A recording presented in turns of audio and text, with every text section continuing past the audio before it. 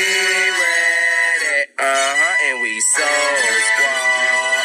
I come through like move, bitch. Get out the way. Yo, we like super live today, man. We got people here. It's exciting. Good food. Man, Right. Right. Food is back. Thank you to the Graces for holding us down today. Yes. If you didn't know, we are recording live from the Ron X Grayson Community Center. Yo, one time for y'all. let's Thank clap it up, y'all, man. We definitely appreciate it. I'm gonna give a half step. When he put it on the mic, I'm gonna give a half step and clap. Right. None with the weak clap. Man, as always, never. everybody didn't know, I affectionately go by Short Bus Timmy, a.k.a. when I was 11, I turned 13 because I don't mess with 12. That's the police. That was a good edit. Your boy the Dawn, no trunk, take homies. Call me whatever you want. Just don't call my phone. And you know, it's your boy J Streets 1300 representing as always.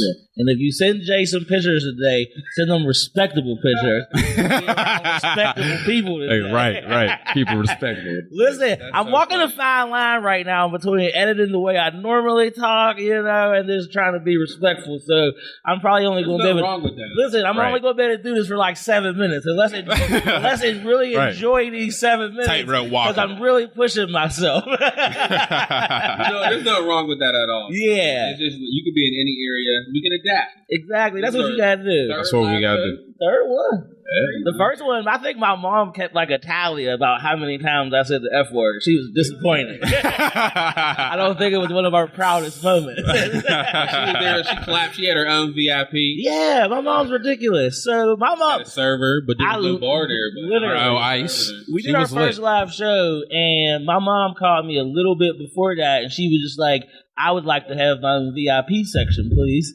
So I put up some ropes around a chair, and she was like, "This is fine." But we had been talking about this for like 2 weeks, and I completely forgot to tell her about it. So you have to remember. I just texted her like, "Hey, what you doing right now?" But you did it to her the best way possible. The old Ozan, be there, Listen, we here. if you come, you come. Shout out to my mom. She's in the back. Yeah, one time for Miss Dar.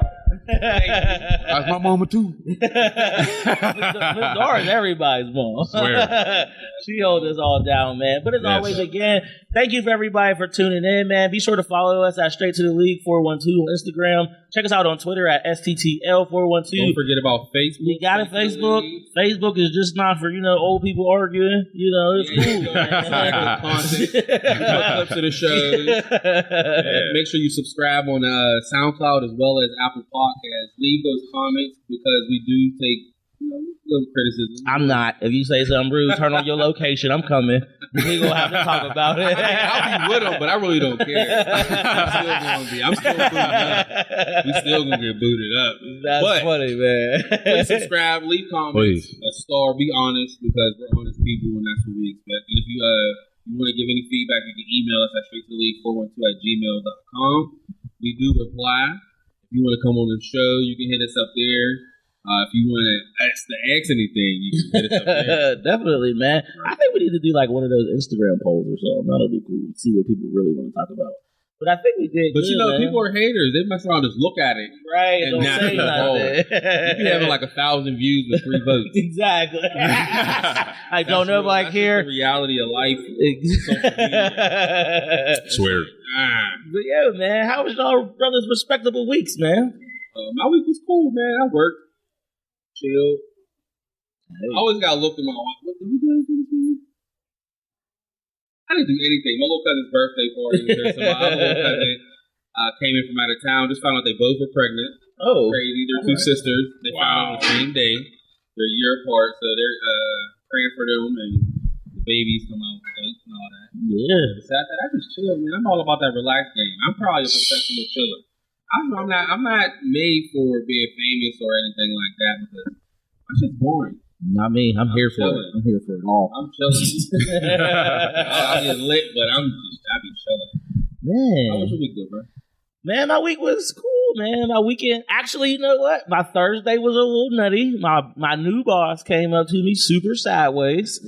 Not even super sideways, but again, you know, I told you how boss now. I told you how I feel about criticism. I'm here for it if it's constructive, if you right. but like, I am going to ask you about everything that you presented me with. So we had a slight conversation. She said what she said, and all I did was hit her with the facts about how she was wrong about everything that she just talked about, and she just didn't have no receipts for me. But I was just like, boom, I'm sending you policies, everything. Like, you want to do this? Exactly. This is what you want? Yeah, like, this is what you want. And then it was just like, you know, like, because I'm already eyeballing your job, but I'm going to play it smooth for a little bit. I only been there a month and a half, but I know what's happening. But no, I recently moved into a new role at work. I'm in the education and training department, and I am the only dude on my team, just full of. Now, are you the only black dude? I'm the first black dude, and I'm the only black person. Our company, because we work for the same company, and there's probably like 6 of us, and I know all. And of I'm us. not counting Africans. Africans a couple more, but there's only like 6 black people. Yeah, so you know, my weekend was great. I was supposed to not spend any money this weekend. You know, we were supposed to be, you know, start 5-week saving plan. Didn't happen. We was out every day. All weekend. So my boss was off on Friday and Monday. So she comes into the office today. She was like, "Hey, Tim, I want to talk to you." I'm like, "What's up?" Bro, she knows she bought me a pumpkin spice latte. You should have knocked that shit on the floor. Bruh, that time of the year. And I was like, "Dude, look like I wear Ugg boots." Yeah, you that basic latte. Bruh, she gave me a basic latte. Bruh, it's like she was just super nice to me. And I'm just like, first of all, I don't even like warm beverages, but you done, but take this peace offering. Because you never. That's a good thing. You can't tell how much you drink with them. Bruh, listen. It's like an iced coffee. You can just sit apparently they put stirs in the top.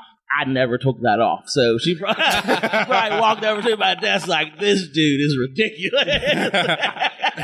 So I was just like, I'm going to take your peace offering because you still ain't respond to none of my emails about me fact checking you. No, the response was the latte. Yeah. So everything's cool. That happened. And then today it was just like, oh, let's have a team building activity. So we all stopped working at like 1:30 and went to the bar. So that's the best team building. That's the best team building. Yeah, and I was just like, hey, I was like, I'm gonna have to fact check you more often. I like the way this is going right now. I'm gonna give you a week off pay. Listen, bruh. It's been a little hectic in here. Just relax at home. Exactly. She was already like, you should just work from home the rest of the week. I was like, nah, I'm in here. What's up? I'm gonna be here. But other than that, you man, regularly be here. It depends on the weather. How many days a week? If it's raining, I don't go in. If it's cold, I'm not going in. No, cold. Bro, it hasn't been cold yet. Yes, it has. It was freezing the last 2 mornings. It has not. It's not even close yet, like, bro. No, not even 35. No, it was 31 degrees the other morning. I don't believe it. No. I did, you know, I'm working on getting unfat, you know, so I'm committed. I'm committed. The thought alone is a commitment. Listen, I do. Like, I try to wear some good sneakers when I go to work because I don't really But how do you like, do you bring an extra pair of sneakers when you ride the bike? No, I just wear them. Like, I mean, I'm an adult. I don't think I'm a ball. Start rubbing, like, on the inside. Bro, I got my feet positioned properly. Feet getting proper. But yeah, so it was just like, I was on the bike this morning and I was just like, oh, I should have put on a scarf. My neck's all exposed. Can I ask you a question real quick? How do you, because I saw your video, how do you film and rap like that? I got it, man. I'm from the north side. Manchester to we really ride bikes. I definitely don't ride bikes. But I was coming home today and I never really like kind of compensated for like, I guess you got to really ride bikes to know about this stuff. Like headwind when you're going up a hill. Bro, that's when caught my vest, got my face, and I'm pedaling, and I was just like, I am pedaling so slow, but so hard, and I was just like, when somebody was like, on your left, I was like, okay, I'm not as good at this bike ride thing as I thought. Hey, can I point something out real quick? Harry changed in 3 seconds, bro. He just had on that fine corduroy jacket. And now he got on the softest hoodie. That hoodie probably. Shout out to Superman. What's the thread count on that hoodie? It probably feel like lotion. Egyptian. That's how he slid right in it. His name is Buttery. My brother Buttery. But yeah, man. So my week was cool, man. I'm just, trying to fill it out. Hopefully we can get through the weekend without spending no money. Ain't that right? That's gonna be hard for Come me. on, wife. We gotta stick together. New Orleans this weekend, so I'm gonna break the bank for 2 days. Wait, what day you going? Friday. Oh man, Get that flight, bro. No, I'm not getting a flight. I got bartenders on deck in New Orleans. I'm for real. Yeah, I know. Bro, I know. Yeah, we're going for a wedding, but have you ever been? Mm-hmm. New Orleans is the greatest place in the world. Party. Oh, I was a dump for that. But man, you should. We can't talk about what happened. No, we can't. But the next time y'all are all in New Orleans, here's a little fun fact. You can literally buy a parade with just your friends. You don't need anybody. That's what they did for the wedding. They bought a second line. Yeah, you can just buy a second line band. You get police escort. It'll run you about $275. You just split that with your friends and walk through the streets. It's amazing. I don't know if there's any football fans, but Deion Sanders is my favorite football player of all time. And I prime time through this whole parade. You did that? Your pants were tired as hell. I was. But that was your last hoorah. Yeah. Hoorah. Hey, Jay, how was your weekend? How was your week, bro? Oh, my week wasn't bad, man. Unfortunately, man, my first time since I've been a manager that I had to, basically fire or get somebody fired this week, man. Did you tell him yourself? Basically. I mean, he knew it was coming, man. He was like my man Charlie Murphy said, man, he was a habitual line stepper, man. So, always. Way too much, bro. Right. Way too much, man. It was the second time with me, second time with another person with one of our food runners, and then, he just stopped because his brother was a manager there that he could just get away with murder. And me, especially when I'm there, I'm not with that. That only works if you're smashing a manager. Sorry, no disrespect. It may be in certain cases, but all our kitchen managers is male, so it wasn't happening. Yes, it happens in some. Not in this one. Not in this one. Not in this one. I saw that meme. It said a lot of men are messing up a lot of women's lives because their soulmate is a man. Right. Yo. I did see that. That was definitely floating around a lot this weekend. I was like, oh, man. But yeah. You fire somebody, I'm swole you the man. Or something. Sometimes you gotta do what you gotta do. Hey, we're really supposed to get along. He was wilding out too, and I always thought that it was about to get to physical, because he was like, "Oh, I'm gonna do something to get you real mad," but he's tied up the garbage bag, right? So I'm like, "What is he gonna do with the garbage? Is he about to dump it in the fryer? What is he about to do with it?" I'm a chef, by the way, so we were in the kitchen. I ain't know what all he did was take the garbage out. So I was like, was that supposed to get me mad? Oh, thank you. If anything, thank you. Now you doing your job. Was it what I mean? No. Don't tell us his real name. No, I wouldn't put him out there like that. I had to fire somebody before, and it was terrible. I'm not built for that. And man, it was the worst because he came. He wasn't. We were trying to fire him around Christmas time. It was a little bit. He wasn't trying to take that fire, and I'm not answering. But he wasn't. But listen, though, he wasn't answering. So I'm like, yo, it's not me. And above me was trying to call him like, yo, it's cracking. Don't come in. So he came in a week later, bro. So he got jumped. He came in. His whole face was swollen. He came in for that pity, yeah, man, I got jumped. They robbed me and stuff. But I still had to bro, you can't come back. I felt terrible, especially because I was in Ross Park at that time, and you really can't work here. You're not help me at all, looking like you just you can't do that. But I feel you. It's terrible. Looking like Martin after that boxing match when he fought my man Tommy Hearns. Right? Yes. That's crazy. I can't fire nobody. I'm not even. I don't ever think I'll be ready for. No, man. Especially if you're out your bosses out there. Somebody can't get right. If someone can't get right, you have to let them go. Yeah, I don't know, man. That could be a cancer to your whole. I believe in the structure of human resources. There's no human resources in the building. Yeah. There's not. I feel like there's people. We work at the same job. There's no human resources. People went to school for stuff like this, and hold on. I don't mean to get off subject, but Sarah Bader just got here. Famous Sarah Bader exposing all the chicken and waffle places. Right. Out here crusading for the best chicken and waffles. Crusading. So, we gonna get into this, but so if y'all don't know what's happening right now, Sarah Bader is like, when I say she is going viral right now, I mean super viral. So Sarah was in some restaurant and she ordered chicken and waffles. Carnegie? She ordered chicken and waffles, and literally her tweet said, "When white people make chicken and waffles." It was an Eggo waffle that was filled with Tyson chicken tenders, and she just took a picture of it, and it exploded. And apparently, the video though was funny when she smacked the waffle. My favorite part. That looked like when you finish it at the end, but never. It was a nice expose piece there. When I found out, like, the manager reached out to us, like, "Hey, we're really trying to make this right." I'm like, "This is an Eggo waffle, bro. How do you make it wrong?" Did you say it was homemade waffles? Hold on. Yeah. So, shout out to Real Waffles and Real Chicken. Shout out to Soul and Sea where you can get good. Shout out to Soul and Sea. If y'all ever, you don't have to be in the Pittsburgh area now. You can get DoorDash.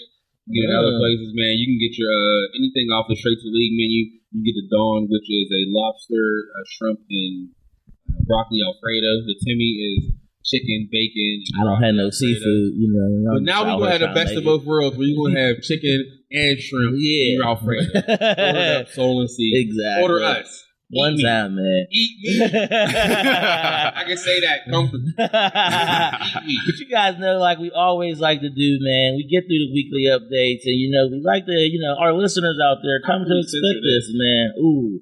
So we like to do something that's called a trap verse. Now, our trap verse comes usually from one of our favorite musical songs of the week. It could be a music pass. And I felt, I picked a good song. It was fitting this week.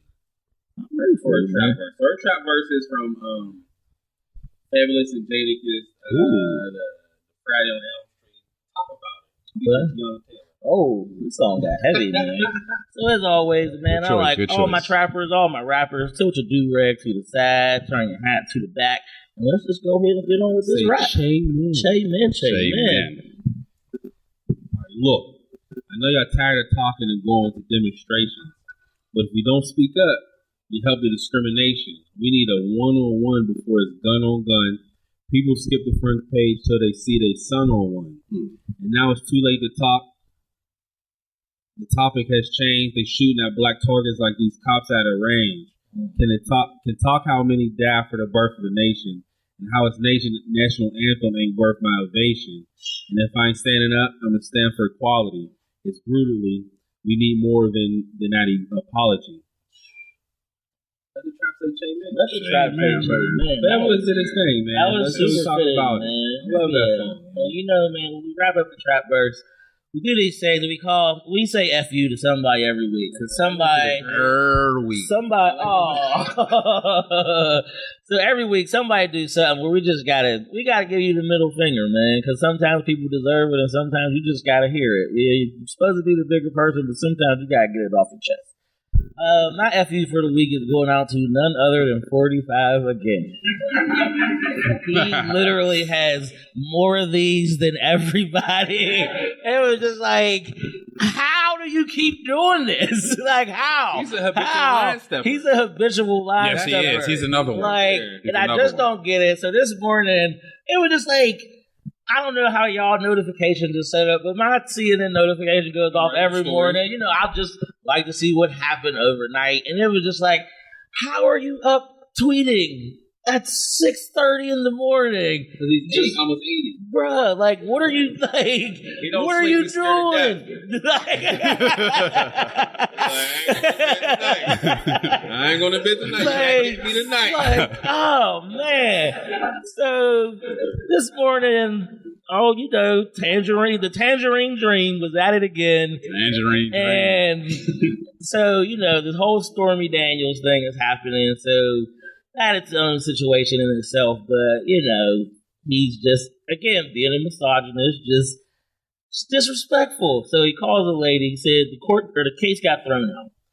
So he gets on Twitter. I don't know why somebody on Twitter just don't delete his account. That's what I wish. POTUS now. Bruh. So he gets on Twitter, says... It hurt my heart to say that. Bruh, said, old Horseface's lawsuit got thrown out. And I'm like, bruh. Like, I at this point, I just don't even know, like, how people are still, like, backing this man up. Like, like, where are these white ladies who voted for you? Like, you don't see this? Like, you don't see that this dude is crazy? Like, he doesn't give a damn about you at all. This man is, like, disrespectful beyond belief. And it was just, like, every time I feel like we've reached, like, the maximum. Like, you can't go no further. Watch this. Right. Like, oh, you thought I was finished? Gotcha. Right. Nah, bruh. I got so much more in the tank. And I'm just like, bruh. And it's just like...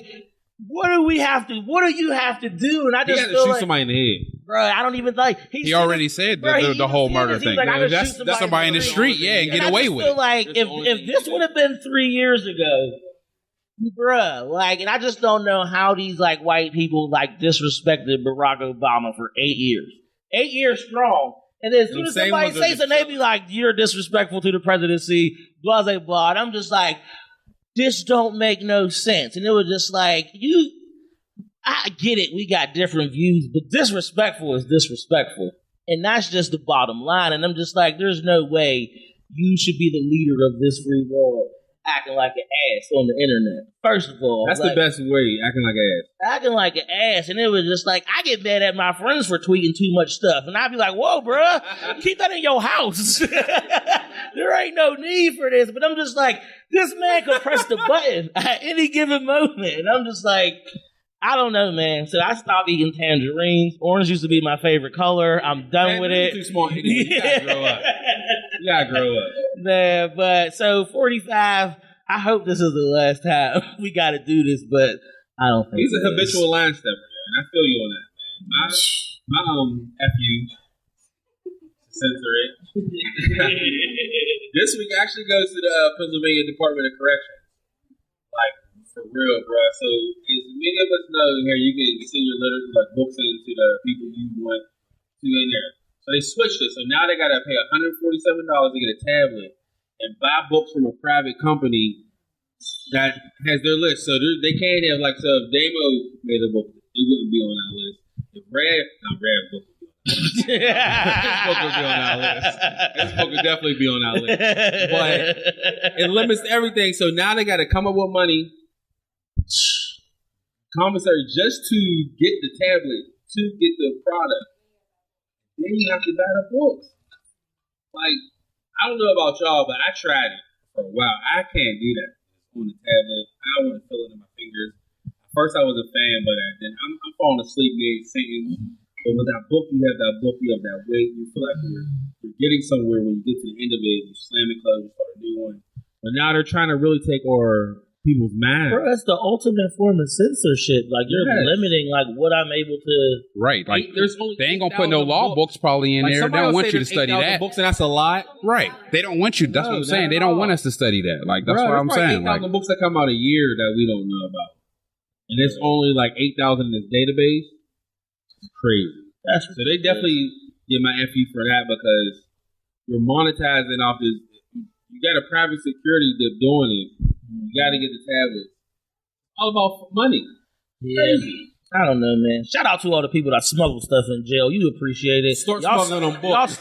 Y'all stock went up. Smuggle them books. Right, smuggle them books. Smuggle them books. Get that right, man. Books in there, man. Read a book. Yeah. Read a book. Read a book. Like, what a dumb reason to get in trouble in jail. Like, oh, you had a book in here.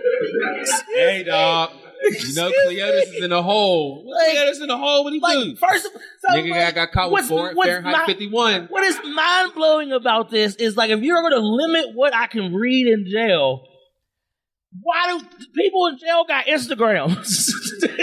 We might as well just Snapchat you every chapter. Like, here, bro, I'm gonna send it to you. I'm gonna send you page by page, and I'm just. I can't lie. I feel like I got my brother in trouble because I feel like I said he got Snapchat on his show. The next thing you know, he got caught and then he couldn't get commissary for like. I don't think you still get commissary. I don't know, man. One of my friends was unfortunately incarcerated for a while, and I went to go see him, and he came to the window with a cheeseburger. He obviously met Hamburger Eddie. I mean, it was wrapped up, but it looked like it was warm. And I was like, how? You know what? Never mind. I probably wanted a piece of that. Like, yeah, and I was just like, this is why you're in here. Stop. This is wrong. Niggas got pickles on it. Like, this is crazy.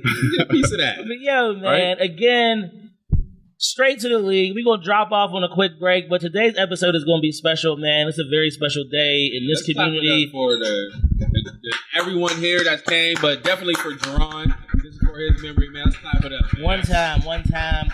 It's going to be, it's going to be a conversation that's going to be very much needed, just revolving around gun violence, gun control, Families a lot. affected. Just people who have been affected by this. It's not just one person affected. It's a community. Yeah. So when we come back, man, Straight to the League is going to show you a little bit of range tonight, man. So we'll be dropping off for a quick second, but we'll be right back. Straight to the League. And we're back. Yo. Episode 68, Straight to the League. Let's clap it up for that real quick. One time, 68 man. weeks. And I don't know if this is 68 weeks in a row. This is great, no breaks. Every week. We are a live radio show. We do put out there as a podcast, but we are a live radio show. We pride ourselves out that. And one more thing I want to clap up to. Today, right now, is the 4th anniversary of the Drawn X Grayson Community Center being open. So let's clap that up. Man. 4 years to the date. Just imagine, that's like a whole class of kids that went through here, that graduated high school. There's a new class coming through that comes through these doors and get helped out. They get fed. They get loved. And awesome, it's a beautiful thing, man. And I'm glad that I'm able to see it from the inside looking in and outside looking in. Outside looking, inside looking out, outside looking in. You know what you mean. It's beautiful when you see it like, dang, they doing a good thing. But when you're inside and then you can see it like, damn, this is better. It inspires you to. Definitely, man. And I think, again, man, thank y'all, man. Like I said, this is the whole 68. Grayson family. Let's cover it for the whole Grayson family. One time, man. And especially to be doing this, like, in such a prominent neighborhood in Pittsburgh, man. Like, shout out to the Hill. Man. Hill I feel like Hill or Wilkinsburg could be Pittsburgh's middle class. Like, we could make our own neighborhood. Make it. This already happening, man. Nah, man. Black excellence. Listen. Black middle class, not regular. Hey, I feel that. My mom worked up here for forever. Yeah. My mom worked at Zone 2 like forever, and she retired from up here. So the Hill was always an interesting place to me, and I was just like, this is cool. Does about your mom because my cousin told me that him and your mom used to kick in doors together. She was. Was this before she was the police or after? No. This is because kicking in doors since because she's from the north side. Kicking in doors since kicking in doors. Kicking hella this is a real thing. Episode 68, and we're gonna cut off through the 7-day bender and everything. We're gonna get straight to the meat and potatoes. Again, man, you know why? You know exactly why we're here today, man. We fortunate and unfortunate enough to be here, but we are here celebrating life, celebrating just kind of prosperity, and just kind of getting past the situation and still holding on to the past. I think we're here today just to talk about something that's affected us all, and sadly, it's affected us all. I feel like we've all been some way or another affected by either directly or someone next to you. So just you still by feel gun violence. You're there for them. And I know we got some very special people up here with us today that were kind enough to come up and just kind of tell us, their story and like how they're kind of living, and keeping these people living through them. And the beautiful thing too is we're still going to let the people in the audience talk too. Yeah, it's not just up here thing. It's like how we said, it's affecting everyone. So everyone's involved. Like our show, just like if this was in our crib, everyone there, they got a chance to hop on the mic, do what they do, tell their story. But that's what it's about. Because your story can help the next person. I feel like I got that church. That's how. My dad's That's what's up, man. But I don't know. We got G's up here with us, man. Glenn, we can have y'all shouting explain it. Here go the microphone. We're gonna go one by one. Everyone up here, y'all can I guess I gotta finally say my name. They know me as High Life, but it's G baby. But G Garrett Grayson Jr. or Glenn Garrett Grayson Jr. So happy to be here. Lance Ito, repping for Lil J, Sour Life. Tiffany Monique. I come from Embrace Life Media, STK Embrace Life. That's what's up, man. That's good. And first, I'm sorry for those of you that don't know what STK is. It's for Stop the Killing. Embrace Life. Oh, okay, that's even better. Man. Stop that killing. I follow that page on Facebook. If I was on Facebook, guys, stop that too. I'm not on Instagram. I respect it.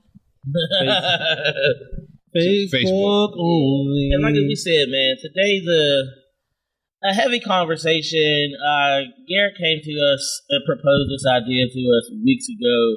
This, day just happened to kind of fall on a Wednesday when we do, what we do. And Garrett proposed this idea, and there was no way we were going to say no. There was absolutely no way we were going to say no. So we're all family. So this show is your show. Just like I told them, the beautiful thing is this like a council. I had the meeting with the council, and they told me, told them, yo, all the people in there has been there from day one. So this is their show as much as ours.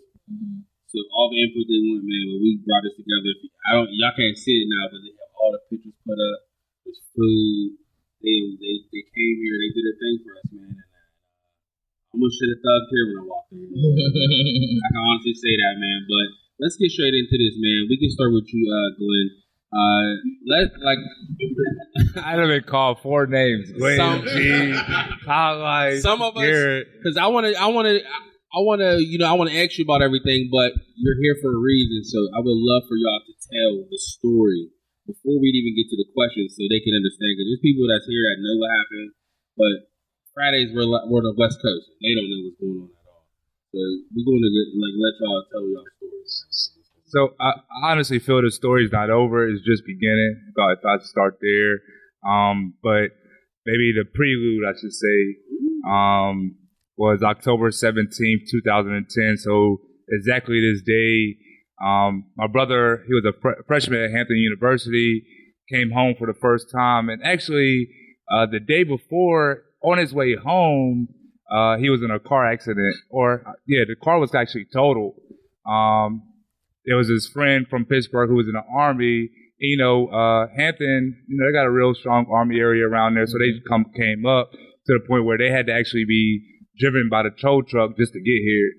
So his last Facebook status was, I thank God I had my own testimony.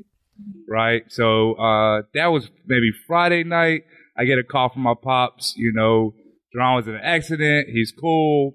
He gets here. What's up, he didn't care. He was all good. So, but that day was cool. He's like, I'm going to get my hair cut, get fresh, because when you're in college, it's hard to find somebody to cut your hair like you want to do. Yeah. I went to a couple barbers. You're not home no more. It's different. Yeah, man. So, he got back that same day. To be frank with you, around like 7 o'clock, he actually hit me, and he was at my house the whole night. We were just cooling. 2K, when 2K used to come back out in like October, now they got fancy. They come, super early. So we was playing 2K, watched the movie. And then his friends hit him and he was like, yo, like my friends hit me. They're going to a party of Cal U. I really don't want to go. My friends that hit me, they was like, we going out too. So none of us really wanted to go out. But he was hungry. So actually, he was like, forget it, man. I ain't, been here in a while. I'm going to go out with my friends to Cal U. I was like, all right, babe. He was like, I'm hungry. So I gave him my keys to the car. I was like, go get something to eat. Hopped in the shower. And by that time I got back out, we was all ready to go. You feel me? To the point where actually he was like, G, like, I'm gonna stay with you tonight. Cause me and my brother had gained a real different relationship. He was in college now, calling me about, the girls and pledging and everything else. Yeah. I wasn't married then. Once the nuts dropped, he was like, we got a whole different level. And shout out to the HBCUs, like. So yeah, that hold it down for Virginia State one time. So yeah, actually at night, like to be frank with you, none of us is going out. But at the end of the day, he was like, "Let's go." And so I put the key in the mailbox because he was like, "Yo, after I come back, I'm coming to your house."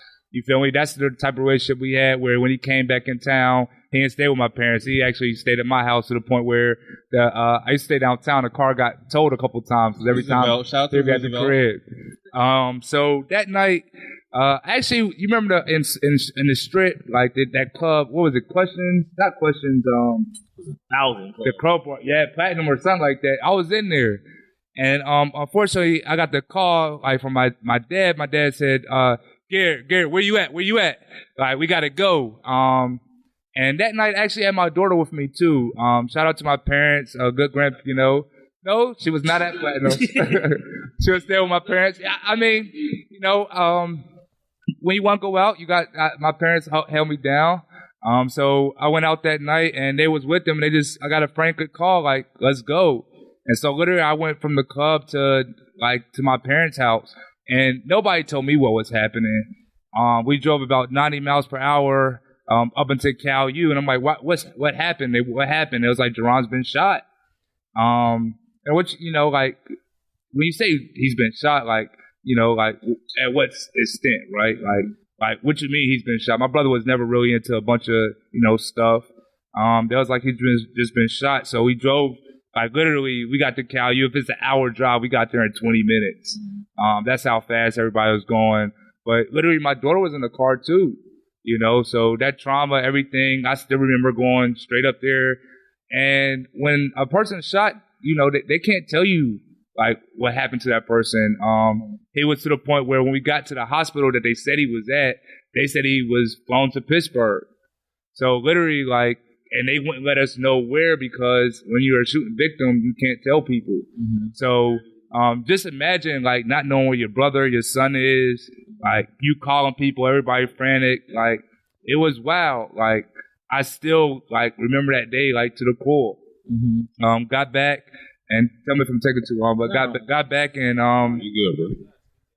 Like, we called, like, shout out to the church family because we called kind of everybody and found out that he was at Children's Hospital. Mm-hmm. And got there and everybody was in the little, place or visiting area and was there. I don't even know how long.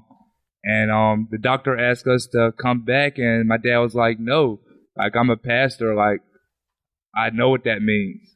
But like for me, like I didn't know what that meant. And so like, that's when they told us he was like dead, like, and like my daughter was there, my family was there, like that's just it was so like surreal, and I kind of blame myself sometimes, like what if we would have stayed and played one more video game or like watch one more movie or whatever, but he's gone, and I'm blessed at least like. In his memory, I feel like he's still here. His spirit's still here in this building. So, but I would just love to hear his voice. That's why I think it's like, it's like, what do you want to do in this 8th year? And it was like, well, there's a podcast. And like, why is the podcast so important?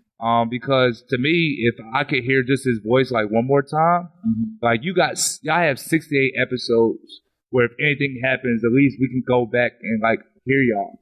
I have not one. Like just like whatever it was, if it was a rap or a voicemail, like I have nothing. And pictures don't talk. They say pictures worth 1,000 words, but if I could hear my brother one more time, like that's all I want.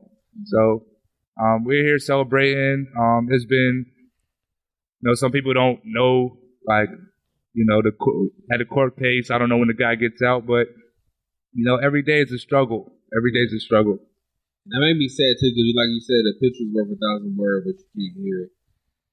I to this day, I almost try to shed a tear because to this day I still listen to the voice recording from my grandmother, my mom sent me. It ain't for my birthday, it's for hers, and I still listen to it like she sent it to me for my birthday. Yeah. Brother Ida, let's tell your story now. I can't give you a story like bro just did. Yeah, I can't give you a story like that.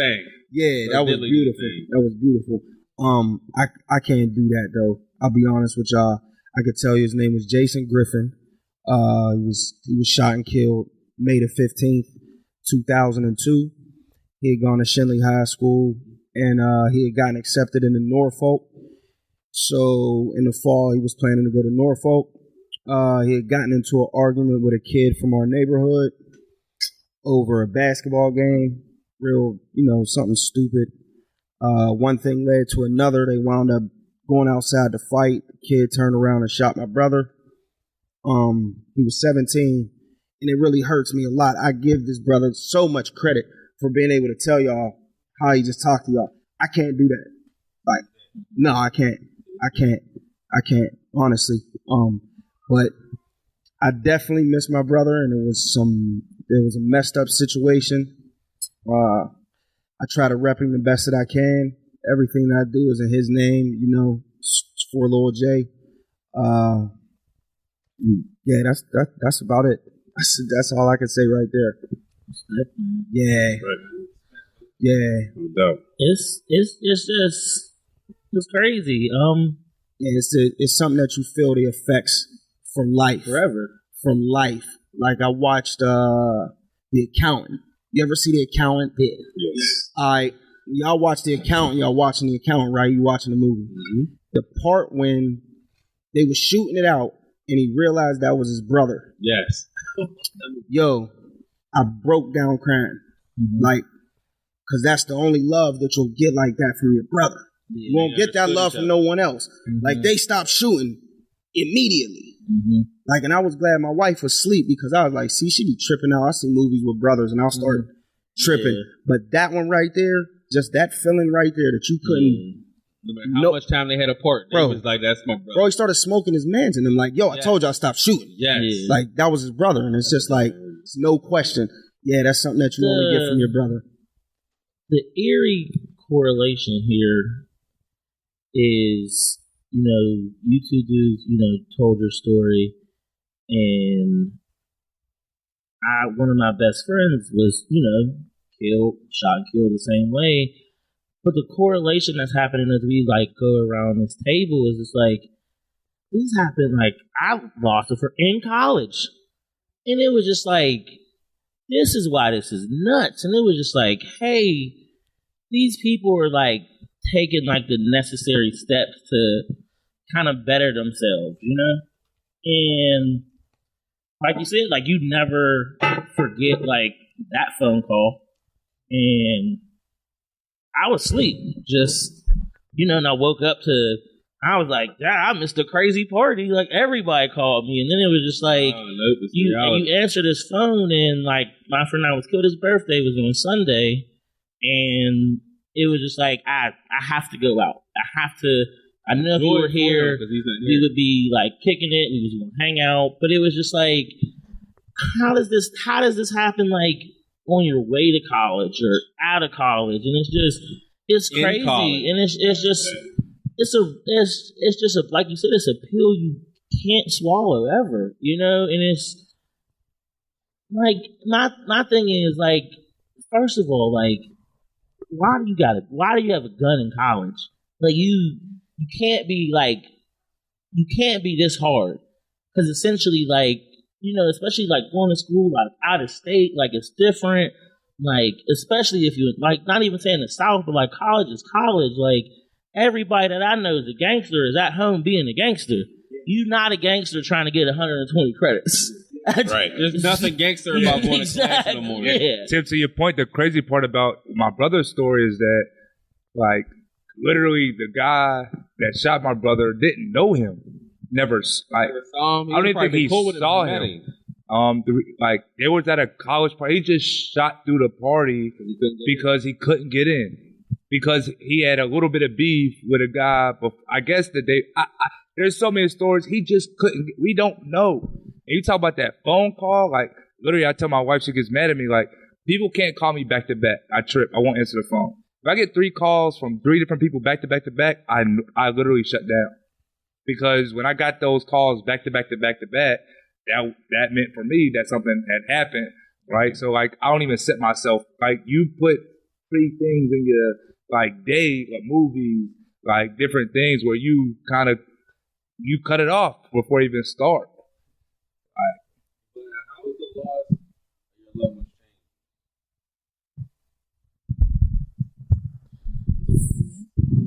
In general. Yeah. You All right.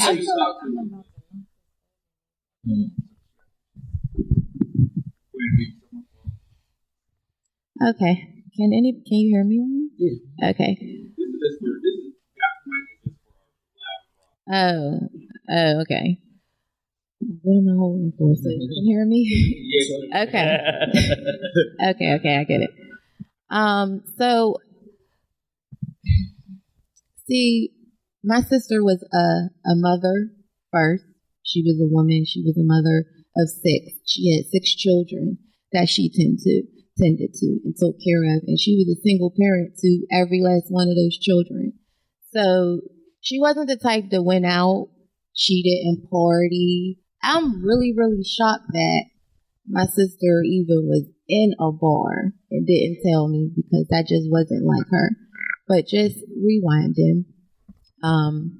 My sister's name was Tiana Monique Jackson, and she was killed February 28th, 2013. And that was actually our brother's birthday. So she was killed on our brother's birthday.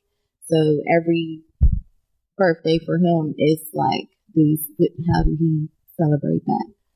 So she just happened to be with the wrong person at the wrong time. And they were leaving the bar, and someone like followed them to where they were going and just opened the shots and shot them both. She died on the scene and he survived. And it's just a mess that we're losing people, period. We're losing women, mothers, sisters, and it's just all too common today. Like, I'm sure everyone in this room has lost a loved one to violence, and something has to give. It just has to. And it has to give today, right now. We have to take a stand, and we have to really start speaking on this. I mean, I've seen everyone protesting. I'm kind of all over the place if people can just follow me a little bit, but I've seen everyone protesting, and so I know we got it in us to at least speak up. That's what that says for me. So when we see like women getting killed and people getting hurt, I just feel like we need to start speaking up more. I definitely agree with that, because people try to say no snitching, but if you can help in a situation when a woman and kid get killed or anything like that, like if you're not doing the crime with the person, it's not snitching. You're helping it's helping somebody get justice. I just want to throw that in there. And I think it's a lot. And I know, like, me personally, and I know, like, I have a really big personality. And it was just like, but I feel like I have this personality because, especially like when I see like younger people, and not even younger people, but like my friends, like even like KK. Every time I see these people, like I hug you with like both hands, like I'm going to hug you, like just because it's just like, and it was just like I'm genuinely like you can't not. I'm going to hug you. Same way, bro. And it's just like I don't know, and I send out the same tweet every day. Be nice to a stranger, and it's just like. It's just like, I don't know, like, what this person is going through. I don't know what's happening, but, like, this random hug to me might have just been like, oh, shit. Like, oh, this kind of, brought me back to like a place where it was just like, I mean, change happens at the simplest form, and it was just like, I don't know, like, if these I don't know where this conversation starts at, but like, we all know there's change, but then it was just like, do you dive into like gun reform? Do you dive into, it's a big thing. Do you dive into like doing something like this? Like, there's a community center, like, do we catch these kids at like a younger age? You have to catch them at a young age, but at the same time,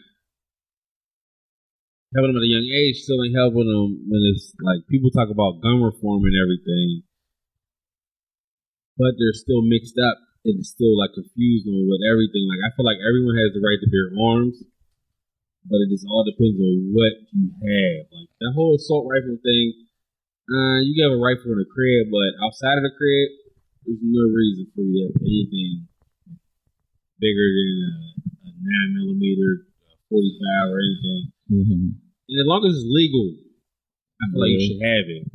You have to protect yourself. Mm-hmm. But a lot of people have guns that has ties to no one, and they're just free. They can just do whatever with it. It's as easy as like going to the store to get now-laters. Mm-hmm. So the first time I bought a gun, they didn't ask me if I had a gun license till after I bought it. And all they said was put your gun in the trunk, put your clip with you, and that's it. And that's in Pennsylvania. That's crazy. Texas is good, but so like my problem actually, I mean, they say the phrase is, guns don't kill people, people kill people, right? And so I struggle with that, right? I believe that I try to come at a point of view of like, I want to understand why people, I'm not a gun owner. They don't do anything for me. Right. But I try to respect people's, like, I have, uncles who are cops. I have people that I know who have guns, and I try to understand and ask them, like, why do you carry a gun? Right. But at the end of the day, when I'm listening to the stories, I don't think people really take account into the anger and the, like, just aspect of, like, just imagine how mad you've been at a club and Knuck If You Buck came on or something, you saw your enemy, and it's like, oh man, like the fact of sometimes the easiness of that's the first tool is scary to me.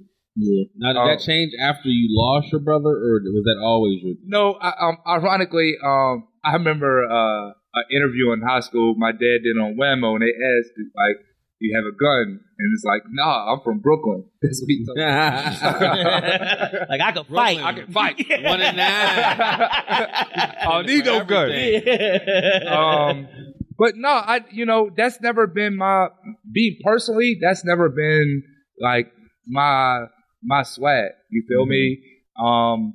Like, that's just never been my swag. I just think that mentally, like I'm not even talking about mental health.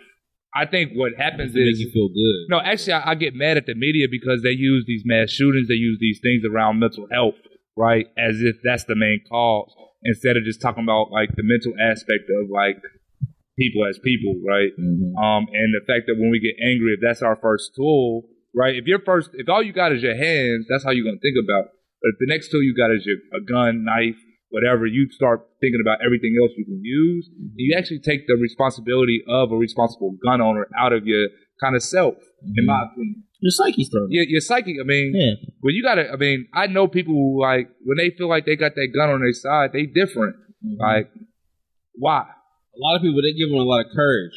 But I feel like you should protect yourself. Yeah, I definitely feel like every home needs a firearm in it.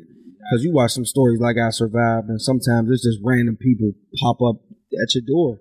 Random stuff could pop up in your house. You know what I mean? It is a lot of dudes that carry firearms and feel like they tough, but it's also a lot of dudes that don't want to resort to that and usually have it just for protection. Now, to want to take somebody's life immediately is the difference. You know what I'm saying? Like, if you got it for protection and you only using it in defense and self-defense, that's one thing. And I know a lot of dudes, that's their last resort. They'll fight even if they got their gun because they don't want to go to that. Mm-hmm. What does that mean? I I mean, you see all these things, stand your ground things. You see people literally. It's not about protection anymore, right? Yeah. I think we've come to a society where it's like fashion. It's a fashion in the sense of like I just don't. I see so many stories like I just see me personally. I see so many different stories of people claiming to stand the ground. I did it because of this. I did it because of that, and it has nothing to do with like a real protection, right? But again, like taking it back, like protection doesn't stop. Like there's people literally like there's no excuse, right? Like I mean, we're literally talking about 17, 18. I don't know how old your sister was. Like those lives can't be brought back, right? To me, there's no protection that I felt like my brother actually got to have, right? Like, so I hear that, but then it's like my brother didn't get the opportunity. So when I actually think about, I would love to see how many people actually protected themselves or actually was victims. And I think if you looked at the victim side versus protection side, it's not adding up. Yeah, and I completely agree, and I respect that. And it was just like, and I stand on both sides of the line, particularly with like the Second Amendment. I think it's a thing, and I just feel like I grew up with a gun in the house, you know, Same like here. and my, you know, and like my mom's always had guns. I'm a registered gun owner now. Yeah, and it was just like I'm a firm believer of that. Like the Second Amendment gives you the right to do that, but like you said, when these numbers aren't adding up, is like when you have to realize, like, if somebody wrote this law, we can reform this law. Always. So, and it's just like, it's as simple as that. It's what would you change? What would y'all change? What would y'all change? What would y'all want to change in there? And I feel like nothing you can't change anything to make it better, because the guns that are doing the most dirt are the ones that aren't legal. Yeah, because a lot of these cats that's doing the shooting ain't even 21. Yes. So they can't even legally possess a firearm. Yeah, you know what I'm saying? Most people and they all are young and strapped. Yeah. I know Ms. Dara wanted to say something, and then yeah, we could take people, if y'all want to say something out there, anyone, y'all could just walk up. Just walk up. Just come on up. Just walk on up. If anybody, y'all just walk on up. I just wanted to say, anytime alcohol or drugs are involved, you should not carry a firearm. It's non and void. Once the alcohol is involved or drugs, then the gun is no longer legal. And that's but it's just like a vehicle too, because once drugs and alcohol is involved with a vehicle, it's illegal. True, that is true. But if you have a gun license and you're drinking alcohol, your gun license is non and void. That's a fact. The gun that was used to kill my brother actually was a gun from a security guard officer from a factory stolen that was never turned in. It wasn't stolen. He never turned it back in, right? And so, like, when we think about that, it's been passed, right? And there's no traction on that. I mean, you literally can buy, like, cigarettes and everything else before you, like, carry a gun. I mean, we can think about people who don't really need to have a gun like that. We know, like, yo, you shouldn't have a gun, right? But, like, pointing at us, realistically, it doesn't. I think that laws and common sense and feelings in a situation always change, right? And, like, I think we don't take accountability of that and the effects of, like, the day-to-day what's happening. Can I ask you something? Do you know how to operate a gun? Oh, I'll tell you from the beginning, guns are not my thing. I do know in Pennsylvania, if you lose your gun, they literally have to just give it back to you. I do know in Pennsylvania, there's no laws or no penalties if you lose your gun and don't report it. I think those are some of the things that need to be changed. Again, I'm not a person that says, oh, I'm going to judge you because you have a gun or not. I'm a person that no matter what, I've been affected by it. So laws don't matter to me when it comes to like the effects of it, right? Because any law ain't gonna bring, like, if he was legal, if he had the right to carry, if he had all those things that was quote unquote legal, that doesn't legally bring my brother back, right? So like that's kind of my like thought about it, like because I can't. Those things ain't gonna change what happened to me. I'm glad you said that. So how would you handle conflict? Oh, no, I'm sorry. What do you want to say something? Oh, I was just going to say one of the things that I think that can change is a lot of some of the people that have guns that are doing the shooting, the kids.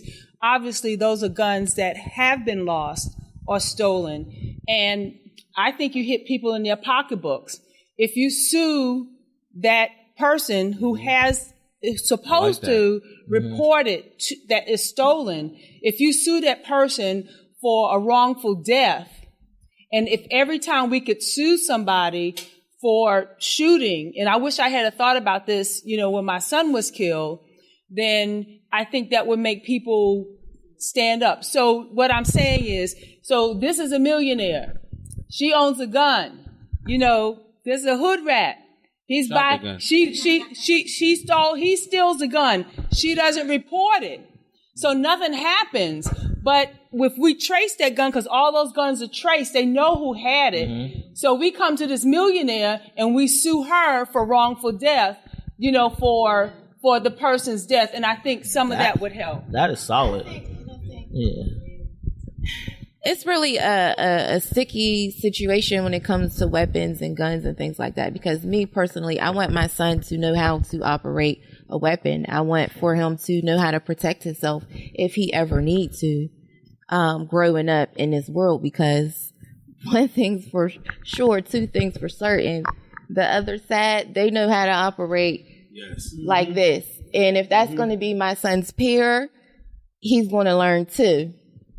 That's just how I feel about that. And I think, just y'all story and just like Ida was saying, like just these are y'all brothers, and like you said, like these are like sons, these are friends, these are sisters, cousins, family, and I think what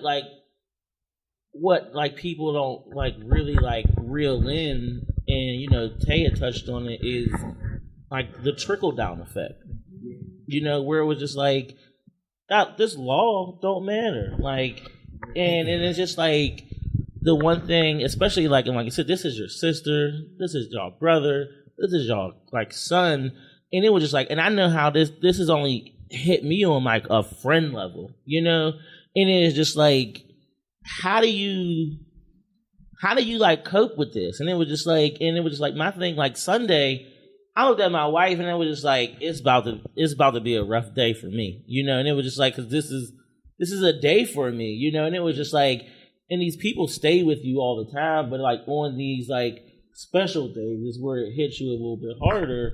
So then it was just like, how do you keep your spirits up? And how do you get from not taking? On the day that he got taken away, I try not to let it get that much of my emotion, because I feel like the only thing I should do is honor him and just honor his memory and always remember like the good stuff. So the day that he got taken away, I don't really do anything on May the 15th.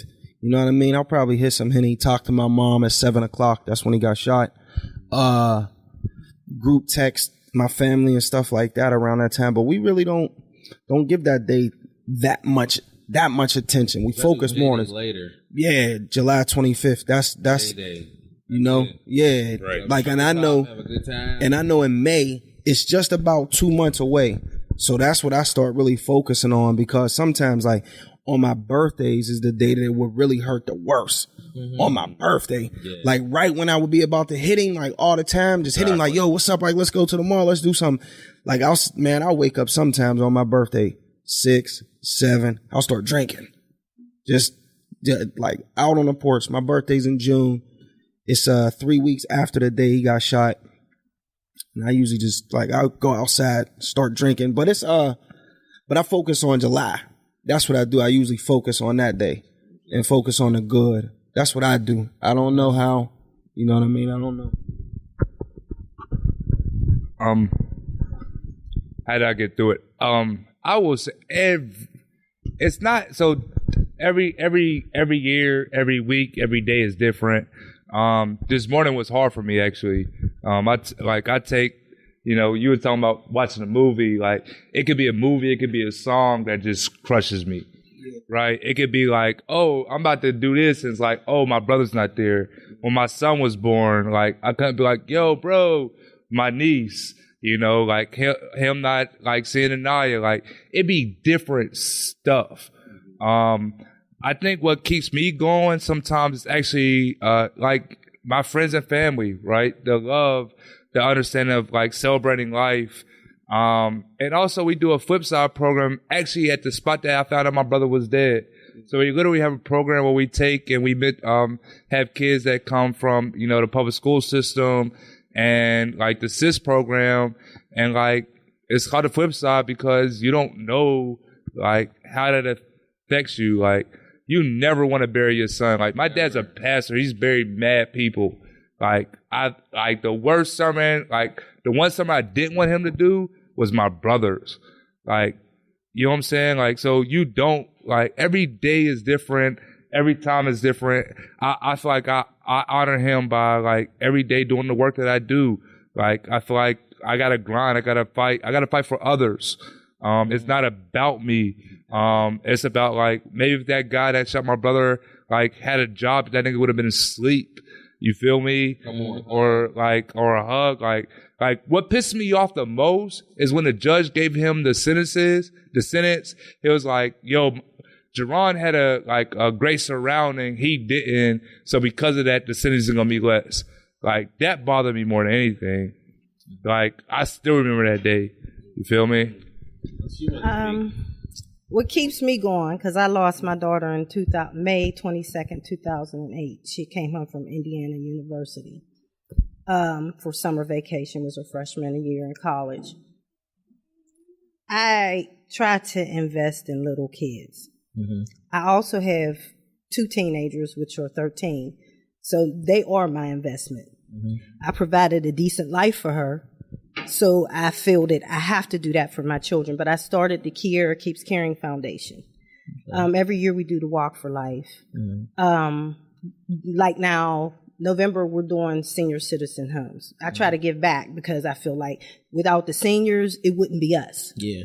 So I try to do what makes my heart happy. Mm-hmm. I try to give book bags to kids, do different things that she would be proud of me for. So that's what keeps me going. Mm-hmm. I love that. I love to hear that. Is there anybody else out there? I'm about to say I miss your diet so much too. Siobhan, yes I do. Yes I do. I think what really fueled my fire, and that's how you see STK, because I really, really, really came up with all of that after my sister, and then it was like, okay, I lost plenty of people that were killed. And I knew people, but like my sister, that was just something different. To see her children be separated and just the chaos, and like they're all suffering, all 6 of them.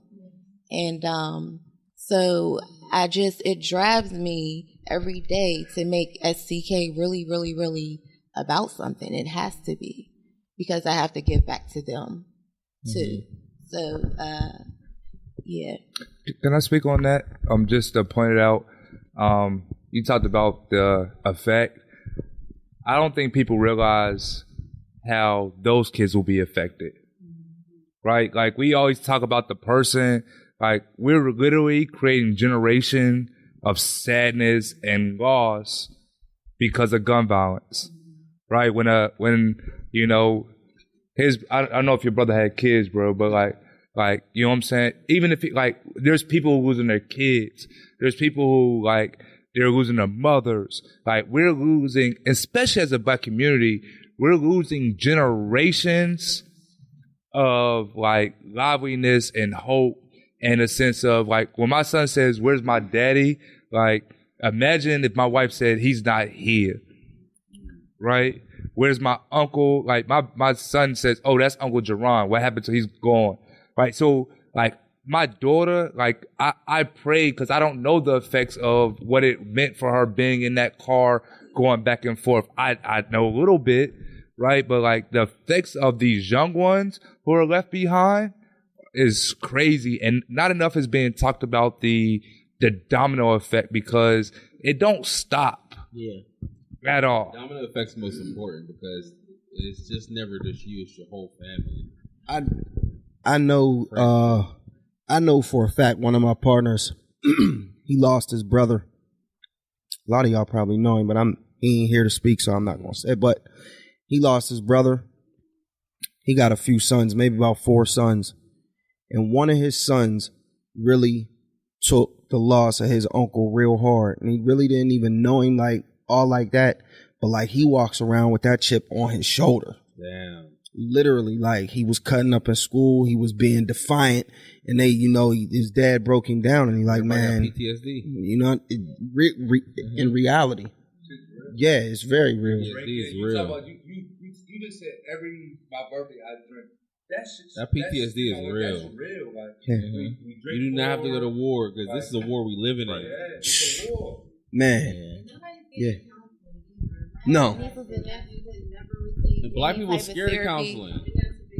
And yeah, right. You have to. It doesn't mean it's crazy. No. You just want somebody to bounce things off. Right. It won't come back at you. Mm-hmm. Yeah. Sometimes you can't take the things to your friends because years later you'll hear like she's not over it. Yeah. You never get over it. Never. Right. Anyone, yes. You never. It's not natural. Could you? Yeah. It's not It's natural. not. It's not natural at all. That's not So, how now- God planned for us. What's been difficult for me and I in situations of like turmoil, I kind of fold in, where sometimes you got to get this stuff out. When my friend got killed, it was shortly after that I found out his, at that time girlfriend, she was pregnant. Now, this boy looks, when I tell you looks like he is him. He looks just like him. And, when I talk to his grandmother and I talk to his cousins, just like, yo, I try to keep in touch, but it was just like, I can't handle, and it's selfish of me, like, I can't handle seeing, like, when I see this boy, like, when I see this child, I see his dad. Mm-hmm. And it's just like, but like, I know, like, you're my friend's son. But then it was just like, it just tears me apart that this is not like my friend, so it's different. That is the selfishness. That's the selfishness of us, the same selfishness of us that wants our family to be here forever, the older ones. It's all that selfishness. Does that keep you away from him at all? No, like a little bit, yeah. It can. A little bit. I'd imagine that it can. A little bit. I would try to like reverse that. It's very hard. It's very hard. I know what I'm asking you and what I'm even recommending is very hard. But try to like spin it 180 to where that makes you just want to be around him that much more. Yeah. You know what I'm saying? Jokes is like it's shit. It's like it's just him. And I mean, like. Not like you don't gotta say the real joke, but you can make jokes to yourself. No, but to your point, like literally, like even so, I feel like a lot of my I'm married now, and shout out to my wife, I love her, but like she held me down because actually giving my love. To your point, like when you seeing somebody like that actually loves you, like for a minute I was scared to love because I didn't want nobody to leave me. Yeah. Right? Like, so you don't even, you try to move on, but relationships, things of that nature, you get so caught up in, like, every time I go to a place, I figure out where the X is at. Promise you. Like, I leave, like, I don't even let myself enjoy myself because I don't want to be the last person there. Right? Like, so, like, you get so caught up in, like, not seeing, not loving, being closed off that, like, it crushes you. That kind of goes about when I asked y'all how the effect of the loss, how the loss affected you. Did you guys say Kia? Oh, hi, I'm Kia. So I have a quick question. I have a little brother. He's 16 years old. He's my half brother, so we come up from 2 different lifestyles. Half, y'all brothers. We are, but I'm from Rankin, but I had the opportunity to leave and move because my mom remarried. So I grew up on a 26-acre farm. We were the only black family, so our lives were a little bit different. My little brother was born in 2002, and his life in Rankin is completely different from my life. So I want to know what can we do as a community? So, because he has a lot of anger. He's lost 2 friends to gun violence and everything. He was very close to the Rose boy that passed away. And then he had a friend named Gus that got shot and killed in Homewood not too long ago. He was only 14 at the time. So what can we do as a community? Because I don't know his struggles. My dad passed away a few years ago and his mom is in the streets because she is on drugs. So, he has a lot of mental health issues and sometimes we do need to tackle that, I feel like. So what is the root of it? What can we do to kind of like change it? Because I hear us talking about, gun laws, and United States of America is the only place where you can just walk in and get a gun and have an ID. Like in China and different places, you have to go through a mental evaluation. There's plenty of steps to like get your gun license and everything. So I'm just wondering, what can we do as a community to like reassure these boys, like, hey, like, or even women, because a lot of women out here, we're getting shot and killed too, and at a rapid rate. Like it's scary. And I carry because like I'm a hunter and everything. Like I said, I'm from the country. So it's like my dad taught us quickly like how to protect ourselves and everything. I'm registered for my gun. I don't play around with it and everything, but it's just for safety issues. But what can we do, get to the root of everything? Because it just seems like it's a lot of black on black. And we already have things to worry about. We have to like send our kids to school with clear backpacks to avoid guns and things like that. Well, there's no such thing as black on black. It's just vicinity on vicinity killing. Because whoever you're around, you kill. It's blacks. 87% white people kill white people too. Exactly. So it's the same. It's just people just. Yeah. I think the biggest thing to do is actually talk amongst ourselves, talk to the kids, be there to listen to the kids and listen to them. You know what I mean? So the talk starts with us, the way that we're talking. I didn't know that about you. I met you mad times. I met you at the thing for Kiba. I met you mad times and I never knew that about you. Just talking. It's so much that I learned about your brother today. It's just talking. You know what I mean? We're all learning about each other. We all here for one another. We all suggesting things to one another. So I think talking is like the biggest thing that we don't always do and we haven't always done. So I think talk. A lot of people don't talk. A lot of people look. Let's tap on that real quick. Talking, because a lot of people look down on talking. If you don't have an open communication, you're going to hold it in, and if you hold it in, you're going to do 2 things. You're going to hold it in and implode and be depressed, or explode and fuck around and kill some shit. Yeah. So like, thank you for your question.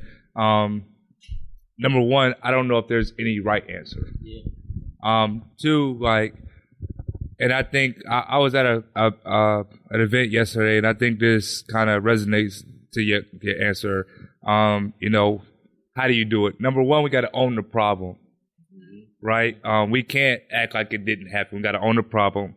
Number 2, we got to organize for change, right? So what happens a lot is that we have the Anton Rose situation. We'll have the Joanna Zebra Grayson situation.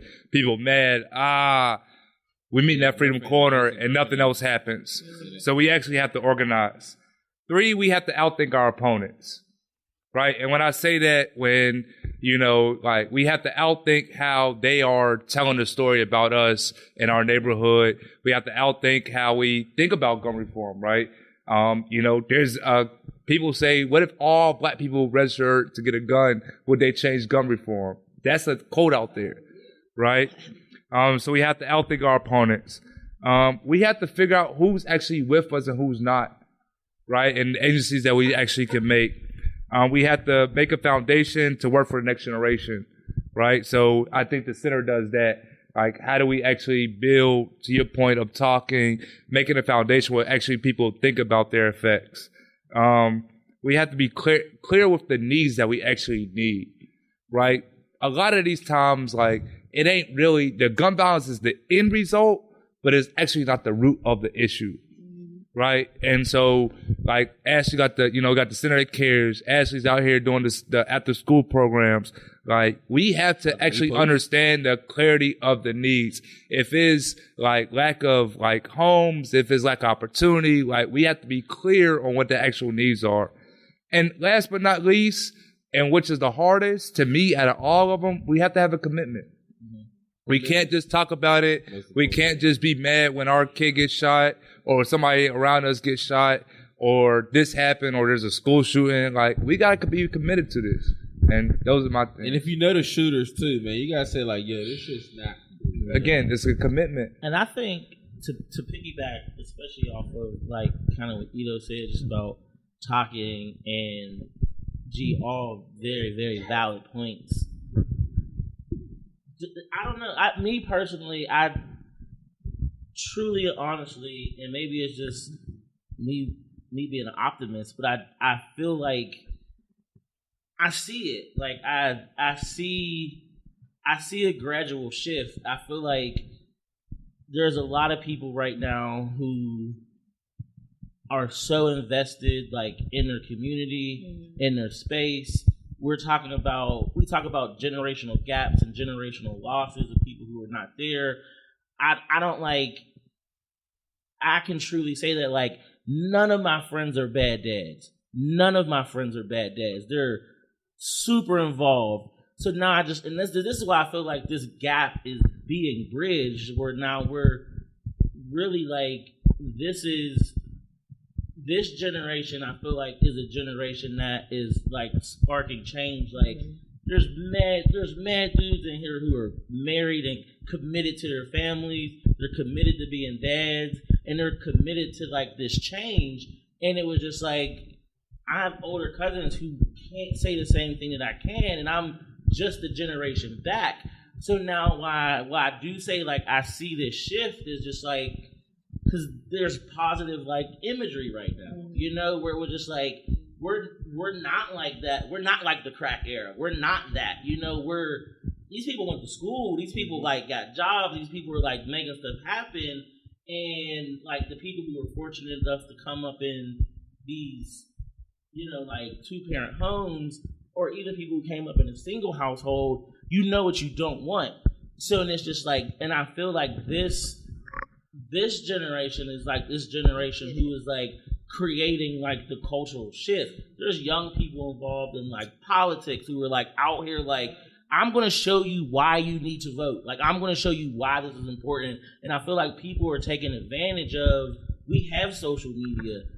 People have outlets, and people are able to talk more. So it was just like, it could just be me, like I said, being an optimist, but I do feel like it's going to be a slow change, and it's going to be a hard change. But to piggyback off that last thing, it's just like, I feel like this generation is committed to that change, and all you got to do is just stay committed, you know? Yeah, you definitely got to be committed. It's more so committed to being right than anything, because not to damper everybody. I know that killed somebody, had their dad there. It's about right or wrong, and I want to know, how could we change the view to the next generation of what should we do? Because we are the people right now that definitely be the change you want to see. How can we really show it? Like, because I know you personally, I want to commend you because you rap, but at the end of the day, you don't rap about the dumb shit. I would call you more so contemporary adult music, because you rap about the shit I want to listen to. You don't bundle bricks and all that shit. You rap about reality. You rap about, if you do this, this is going to happen, and it's shit. And I love that about you. That's why I've always been your fan since the first time I heard your rap. Thank you, bro. But what do you think we could do extra? Not even extra. What do you think we could do to help the next generation to think that it's cool to be cool? I mean, they don't think it's cool to be cool. It's like we're lame to people, but we're cool as hell. But you have to be the change you want to see, and you got to lead by example. That's the heaviest thing that I do. That's the heaviest thing that I know. Because if we sitting waiting on other people to do stuff, it's like, we'll be waiting. So we got to do it ourselves. So we got to show people, you know what I mean? It's okay to not necessarily turn the other cheek, but everything doesn't have to be like, oh, I'm going to kill you. Oh, I'm going to overreact like this. Like, you could be calm and think about stuff, man. And I'll just show you how to do that. I'm going to do it. You know what I mean? And you could love your brother. You could love your sister. I'll show you because I'm going to do that.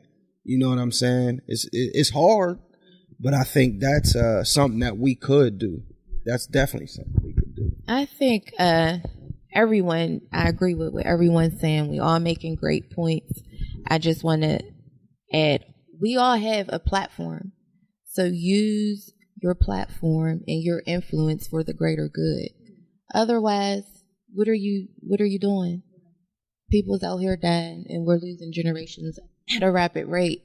So just think about that. You have a platform, use it. Use your influence for the greater good. That's something that I've always done and something that I'll continue to do. And the more people see, you got to know who you're talking to. I see a lot of activists on Facebook and they're saying things, but who are you talking to and who's listening? Because I'm sure that the people out here doing it is not listening to what you're saying. So it has to be appealing to your audience, to the person that you're speaking to.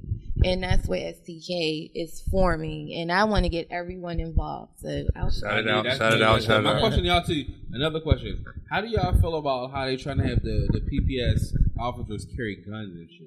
Yeah. So how do y'all feel about that? I think that guns with guns. So, like, again, shout out to special, the programs. You got One Nation, you got the foundation, like the stories I hear, and this is outside. First of all, I think we got to stop hearing stories and actually be involved. Yeah, I hate hearing stories. I hate hearing stories. I mean, like he said and she said. Ain't facts. So, like. Not facts. That's the to have officers, school security guards carry weapons is the worst thing. I mean, there's fights after fights. If a kid gets to one of those weapons, who knows what will happen? Like, have there been guns in Shinley, in the real Shinley, in bushes, the real Shinley? High five. Yeah. High tech, you know what I'm saying? I was not high tech. All right, I wasn't either. Spanish. I was international. I was IS, bro. I was international. Hey, my sister was in the IB program. I just copied off of her, bro. Hey, I didn't even get into college. I said, "Where you going?" She said, "I'm going with Wisconsin." I'm going there too. So like, it's really dumb. I mean, like, again, like. First of all, we have to stop this notion that carrying a gun actually makes you safe. Never. Like, most states have open carry laws. It does not make you like just because you like got a gun. We all play GoldenEye and 007. Everybody had a gun, but if you didn't know what to do, if you know how to hide, you get smoked, bro. Like it's reality. I think we had a culture like it's just like. So to your point of PPS, no. We need to actually stop. Like, it's a gift and a curse. Like the metal detectors. Like, if you think about our school system, no one gets shot in black school. But think about it. Like that is true. No one gets shot in. But if you think about how we're setting up our kids for the school system, we're actually setting them up to prepare for jail, right? We are. So we put them through metal detectors. We pat them down. Like we want our kids to have everything in school but a book. What could a security guard have? Bro, what's that Parkland shooting? I love Big John, but security guard. Can you imagine Big John with a gun? Anybody know Big John from Shinley? Yes. Can you imagine Big John with a gun? And we got security guards putting hands on students. Are you serious? Like, it's not happening. This is Miss Branch for the shots. Hey, Flat, you feel me? Like, let's be real. Like, that's not happening. I'm gonna be honest. What I genuinely think, and this is bigger than just the shootings that go on in the inner city.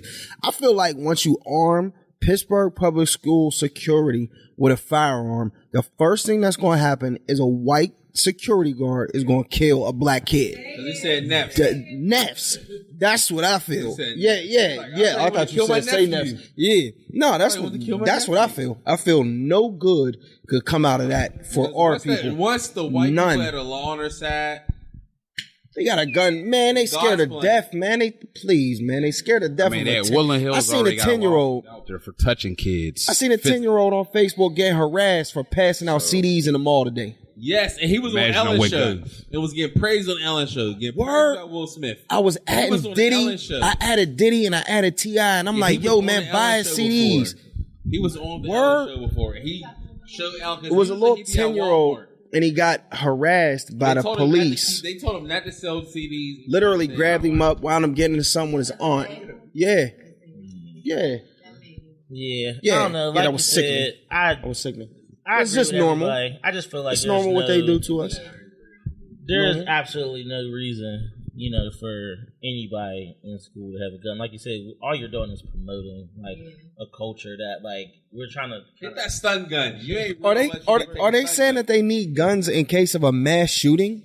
So because I'm more Parkland, they had the mass shooting. So what's happening now? And this is don't come in. This is real. I think it's October 22nd, if I'm not mistaken. Next Monday, there will be a vote by the school board to either allow or don't allow guns for the school system.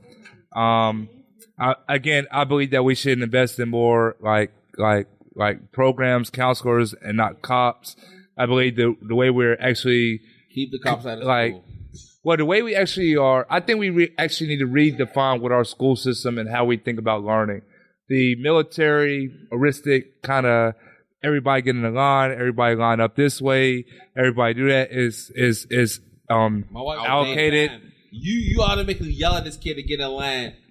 Motherfucker, you never showed me how to get in the proper line. How the hell you gonna yell at me to get this proper line? You never showed me how to get They claim that school is actually meant to like prepare people actually for military, like the whole to get thing. People ready for work. To work for 8 Well, war, actually. No, to work for 8 hours. I see what he's saying. It is for war. It was for war. I mean, if you look at the history of how people lined up in order, your teachers, the hierarchy, like it's actually meant for war. I mean, I think we got to redefine our system of like what it actually means to teach. And I think in the beginning of that, it's actually exposure, which I think the Grayson Center does a great job at.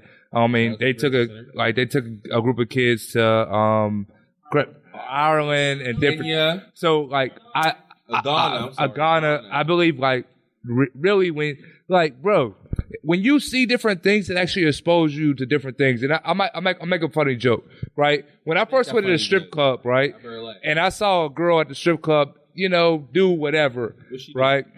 She didn't do what but when I was exposed to a stripper actually taking a 211 can and taking it out and wrapping it, that was a different exposure. You feel me? Like, so our exposure has to be different and it opens our eyes to different things. I'm done. Shout out to the hill niggas in the back. They know what I'm talking about.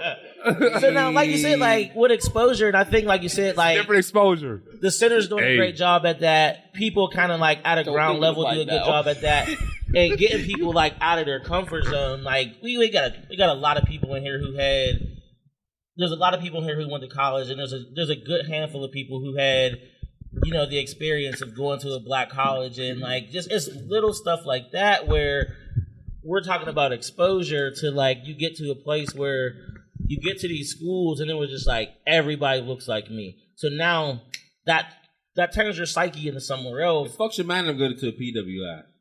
But in the same breath, it was just like we're all here for a higher purpose. We're all here to kind of get further than where we were, And it was just like people who look like you, who are grinding the way you are, and in this room to keep these circles tight. Where like if I see you working, there's no way I'm going to be able to sit back and just relax, Yes, and it was just like if you getting it, I gotta go get it, and it's just because like now like we have this competitive like a healthy competition where we're just like look at my friends out here getting to it. Like I don't want to be the friend that's left behind, and it was just like just last week, KK was just like there's no reason why we get together every week. You could throw $10 down a week. Just throw $10 in. That's it. That's all it takes. $40 a month, and it was just like if it's 10 of us in here, what we could do with this $10, it'd just be like. But then it's just like, and now we're just like we tell 10 more friends this, and Harry said it was just like we like yo, look at this pot of revenue that we just created, and something is happening, and it was just like, and that's why I'm saying I feel like that's how you spark change. Now you get like these free thinkers, and this is what's here. I feel like foreigners do that type of thing. Exactly. No. Foreigners don't think foreigners do that. They get somewhere and they take over the thing. They say, "Oh, we're going to send more." I feel like every every paycheck, North Carolina lower percentage, rally. I mean, send it Durham. back to the country. We want These people Mexican people had a fucking effing buffet, a grocery store, everything. As long as you can get together and click up and be common to your thing, you can do whatever you want to. But if you're divided, you can't do shit. Right. Yeah, we used to. They all lived, they came from down south. They lived in one house. Each brother went to work. And they set up a fund. First, the parents, they got the parents' house. Then they put a fund together. Everybody put money in. I want y'all to get her brother got a house. They used to think like that. I don't know where the disconnect came. Yeah. I don't know where the disconnect. We definitely had a disconnect. Because my grandparents, they did that. Yeah. It's definitely a disconnect. We did that before the foreigners came. Us as African Americans used to do that, and those are some of the things. We were the original foreigners, and I feel like exactly we were the original foreigners. That was one of the things that we took. We took on the welfare system, and the welfare system was designed to get the man out of the house. Yes, because if your man's in a house, you can't be on welfare. Yes, we came from homes that had two parents. If you're on welfare, you cannot have the man in the house. And they used to come around and do checks to get the government to make sure that that man was. So we demasculated our own man. And like to piggyback off of that, like what I was saying earlier, is now that like that, and like I said, I feel like this generation is bucking that system. To be like, because we need people like you to tell the story, to be like, hey, like, y'all are not crazy for thinking like this. Like, all you're doing is like getting back to who we were and what we were doing. So then it was just like, you need people to be able to people bug about all together, like how the Mexicans and everybody's come together. We are the original people that came together like this. Yeah, we need to get back to it. It's not crazy to think that we can get back to that. Yeah. Yeah. True. Thank you, Cliff. True. Yeah. Unity is like corny now. It's like, oh, y'all singing Kumbaya. Community is bougie. I don't think we got. I don't got something sleazy. Go ahead. I just wanted to say that to all the points you're making, one thing that we really didn't address is accountability. Yes. I think there's a lot of things that used to be done, and then other people got into positions of control and power and maybe switched it up to their benefit. And so now we've lost the things that work. Yes. And I think now in spaces that I'm in, I see people who are doing work and in spaces that they shouldn't be in. And the longer we allow that to happen, and the longer we don't talk about it, we don't communicate, we whisper, we tiptoe around it, it's going to keep happening. Versus literally like go in and drop a bomb. Whistle blow, whatever you got to do to call people out. How could you call us? How's the best way to call people out? Say it. Yeah, just say it. I mean, I don't think that it helps anyone by being quiet and trying to not hurt someone's feelings. Sometimes you gotta just hurt people's feelings. Shout out to her too. I'm trying to get her pregnant. I love her. How many? I love. They're married. We needed water. They are married. How many of them have you had? They are married. I'll be a pile of mush somewhere on the side of the curb. Yo, I gotta. I love her. Oh, do you want to say? Because I want to ask something. Do you think segregation? I mean, like not segregation, but integration. The integration. I think if we would have stayed, we'd have been a stronger. That's what I feel. Shit on these. Jewish people do it all the time. That's what I feel. That's what I feel too. Shalom. And I think. Do you think? Yes. 7 of them get. And that with 8th grade education, all of my aunts. They weren't. So to that point, I think we. Rev, I want to say my grandma was saying they come from South Carolina. There's 13 and only 13 women, 1 boy, 14 of them.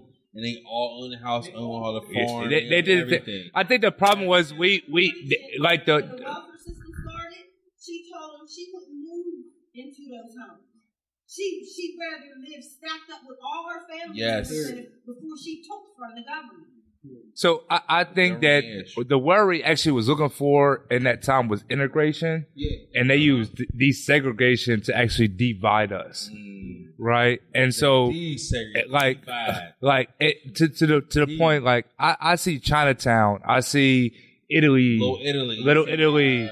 I see Little Africa, but like the black community, like from my understanding, and like was actually better when we was separated. And I think like black. Well, we tried to. I mean, if you think about even the education system, like when we segregated, like we lost our black teachers. Right, and if you think about what actually was paid the most back in that day was teachers and preachers, right? So when we segregated or desegregated, we lost. They wasn't hiring black teachers. They still not hiring black teachers.